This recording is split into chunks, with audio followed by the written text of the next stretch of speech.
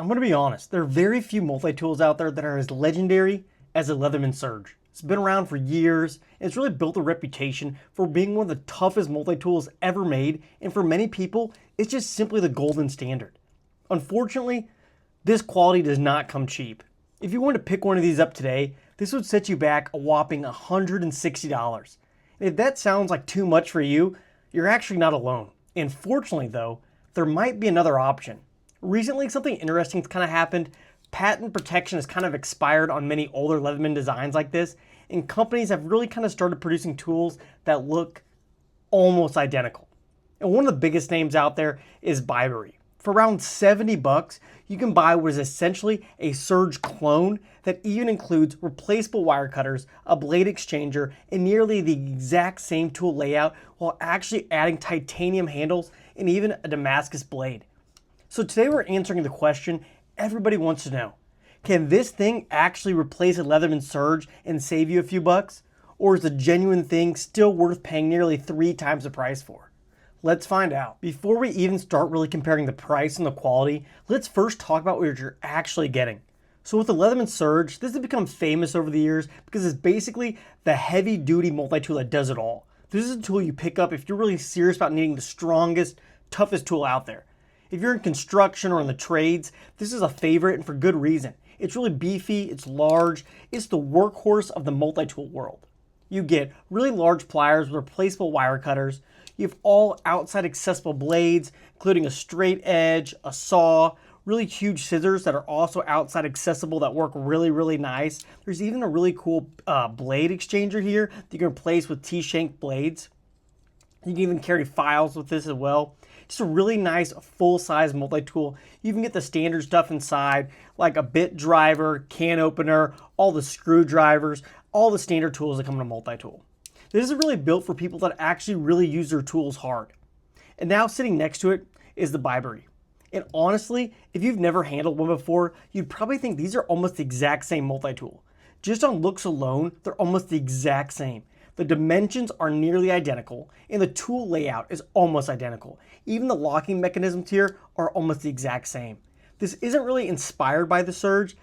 This is almost a complete copy, though it has a few small differences like the titanium handles, the Damascus blade, and this actually includes a micro bit driver, which the Surge does not have. So that's one other update. But other than this is basically a straight clone. Now I want to cover build quality because this is one of the most important pieces that can really make or break a tool, and it's really interesting here. Immediately picking them both up, I feel like the Surge just feels a little bit tighter. Everything is just a more smoother action. The pliers open easier. The locks on all the tools also just kind of engage a little bit more confidence, a little bit nicer snap. It's kind of obvious this is the more refined tool. It really definitely feels a little bit more premium. But this one's also been used and broken in a little bit more, so that might also factor into it. But this doesn't mean that this one's just cheap by any means. It just has a little bit more grittiness to it, just a little bit stiffer, requires some more force to really kind of get it open and kind of deploy some of the tools.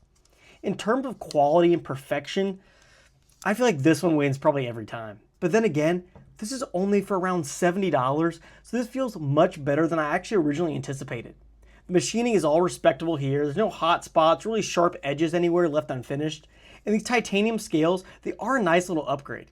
So if the Surge fit and finishes around like a 9 out of 10, I would say this guy's closer to maybe like a 7. If you handed this to somebody without telling them the price, I would imagine they'd probably assume this costs quite a bit more. Probably due to this Damascus blade looking a little bit more premium and these titanium scales, they probably think this is a little bit more expensive than it really is. That said, once you start opening every tool here, the little differences kind of start to become more noticeable. Some tools are just a little bit stiffer, the consistency isn't quite there, and I kind of feel like that's where the Leatherman kind of starts separating itself. Now let's compare the actual tools, and honestly, this is going to be rather quick because they're almost identical here. So let's first start with the pliers. And both have replaceable wire cutters, and to be honest, they both have very, very similar head geometry. Side by side, it's almost identical. So functionality wise, you're getting almost the exact same experience. Now let's move to the outside accessible blades. And again, they're going to be very similar in size and in shape.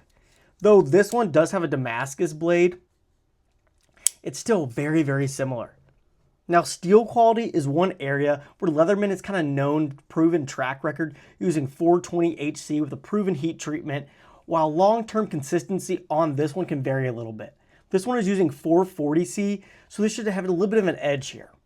Now let's check out actually my most used tool, and that's going to be the scissors. And these are one of my most favorite parts of the Surge because they're just huge. I love these scissors. They're incredibly useful. And again here, very, very similar. But surprisingly enough, the scissors here are actually just a tad larger and they give you a little bit more cutting surface. So I honestly like these a little bit more. Now we can look at all the other tools like the saw and the file, all the bit drivers, etc. But again, they're almost all identical. Instead, I kind of want to focus on some of the actual differences. And first is actually that bit driver. On the Surge, this is the standard Leatherman bit driver. You can buy Leatherman's bit kits separately. Works with all their different bits. Just put it in here and it works really well. But on this guy, it's a little bit different because this bit driver is a decent size larger. It actually carries full sculpted bits. Leatherman bits are more skinny, kind of narrow. This is full size and sculpted with a ball detent and it's magnetic and it rides right in there. So it's really nice, a little bit bigger, and I like this.